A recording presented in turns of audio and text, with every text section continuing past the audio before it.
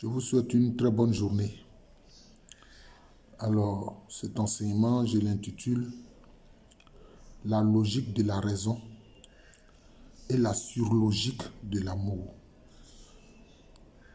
Surlogique, c'est un néologisme que j'ai créé. C'est un mot nouveau que j'ai créé.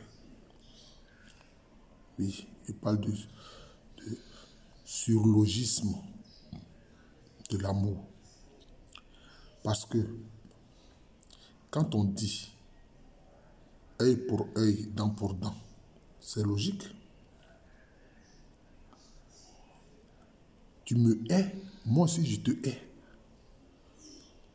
Tu me fais du tort, moi aussi je te fais du tort. Tu me détestes, moi aussi je te déteste. Tu veux me détruire, moi aussi je chercherai à te détruire. Tu veux me tuer, je chercherai à te tuer. Ça, c'est la logique de la raison. C'est lié en fait à la loi. Hein? C'est lié à la loi. C'est cela. Parce que il est donné à toute créature de se défendre. Ah oui, il est donné à toute créature de se défendre. Si elle a attaqué. Donc c'est cela, c'est lié à la loi. Et la loi est raisonnable. La loi a sa raison. On ne peut pas rejeter la loi. C'est cela. Œil pour œil, dent pour dent. Tu me veux du tort, je te veux du tort. Ce que tu me fais, je te le fais. Négativement. Je réponds aussi négativement. Tu me méprises, je te méprise. Tu appliques du racisme envers moi, moi aussi j'applique du racisme envers toi. C'est cela, la logique de la raison et de la loi. Mais, on va voir qu'il y a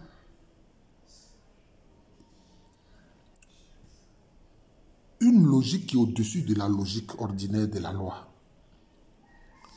Et c'est ce que le Christ a essayé d'enseigner et qu'il a enseigné. Aimez vos ennemis. Alors que ton ennemi cherche à te détruire, mais donc toi aussi tu vas chercher en principe normalement à le détruire. Or Jésus dit, aimez vos ennemis. Ce n'est pas logique par rapport à la loi. Mais si tu aimes ton ennemi, c'est comme si on dira que ce n'est pas normal. C'est pour ça que je parle de surlogisme. Mais comment tu peux aimer ton ennemi humainement? Ce n'est pas possible. Humainement, tu ne peux pas aimer ton ennemi. Mais si tu t'appuies sur Dieu, dont la nature et l'amour, là tu peux. C'est pour ça que, notamment dans le catholicisme, on parle du Sacré-Cœur de Jésus, qui est le cœur d'amour inconditionnel. Vous comprenez? Et ça, ce cœur-là, tu peux le demander pour pouvoir aimer ton ennemi. Et il y a aussi le cœur immaculé, donc pur de la Vierge Marie, qui est un cœur qui obéit à Dieu, qui est tellement obéissant à Dieu que ce cœur-là aussi a une grande capacité. Ce cœur-là peut t'aider à aimer ton ennemi, à faire du bien à celui qui te haït. Faites du bien à ceux qui vous haïssent. Priez pour ceux qui vous persécutent. Comment tu peux prier pour quelqu'un qui te persécute? Chaque jour que Dieu fait, il te bastonne, il t'appauvrit, il t'empêche de nourrir ta famille, de subvenir à tes besoins. Par une oppression terrible, par une tyrannie terrible. Comment tu peux prier pour lui? Comment tu peux lui vouloir du bien? Si ce n'est pas par le pouvoir seul de Dieu. C'est Dieu qui donne cette capacité. Humainement, aucun être humain ne peut faire ça. Prier pour celui qui te persécute. Hein? vouloir systématiquement du bien à celui qui te fait du tort. C'est pour ça que je parle de surlogique ou de surlogisme de l'amour. Vous comprenez? C'est ça. C'est ça. Parce que cette façon de faire là n'est pas liée à la logique ordinaire, de la raison ordinaire, de la loi ordinaire. Ça vient d'une autre dimension, qui est la dimension divine. Mais c'est ce que le Christ a enseigné. C'est cela. Il dit, si quelqu'un veut te prendre ta tunique, laisse-lui aussi ton manteau. Laisse-lui aussi ton manteau. S'il te gifle sur une joue, tends-lui l'autre joue. Mais en réalité, moi j'ai toujours dit que même quand tu lui tends une autre joue, en fait tu réclames la justice divine. Hein?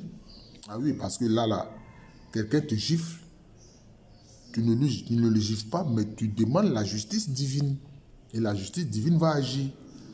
La justice divine agira. Donc c'est cela. Hein? Faire du bien à ceux qui te font du tort.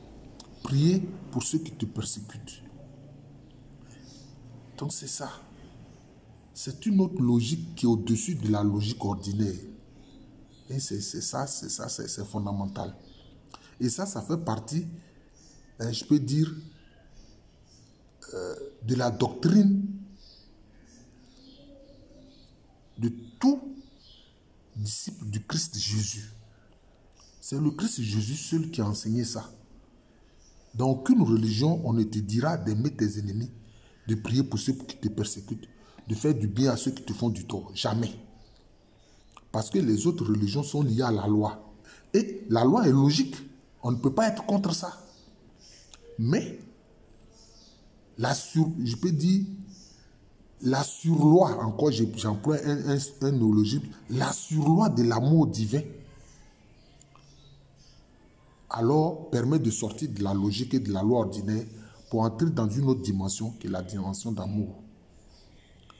C'est ça. Et ça, ce n'est pas par tes propres capacités, mais c'est par le pouvoir même de Dieu, la grâce de Dieu, que tu peux arriver à faire cela. Voilà. Parce qu'il y a certains qui pensent que, même certains qui se disent chrétiens, qui pensent que moi j'aime mes ennemis. Non, c'est pas un jeu. On n'aime pas ses ennemis comme ça. Hein? Ton cœur ordinaire, là, c'est-à-dire tes pensées et tes sentiments ordinaires, là, ne peuvent pas t'amener à aimer ton ennemi, non. C'est Dieu qui donne cette capacité-là, par le Sacré-Cœur de Christ. Parce que Dieu est amour. Et d'ailleurs, c'est ce que Jean a dit dans la conclusion de son évangile. Il a dit Dieu est amour. C'est-à-dire la nature profonde de Dieu, c'est l'amour. C'est pour ça qu'il y a des gens qui s'étonnent. Hein? On dit quoi? Il fait tomber sa pluie sur les bons comme les méchants. Il fait lui son soleil sur les justes comme les injustes. Mais parce qu'il est amour. Sinon, il ne ferait pas cela. Hein? Il attend même que le pécheur impénitent, hein, le mécréant notoire, change sa mauvaise voie et revienne vers lui. Il ne le tue pas. C'est pour ça que je vois des gens qui tuent pour dire qu'ils veulent convertir des gens. Tu l'as déjà tué, tu le convertis comment? Donc c'est cela. Et c'est l'amour qui permet cela. Hein? La surlogique de l'amour divin. Voilà. Merci encore et bonne journée à tous.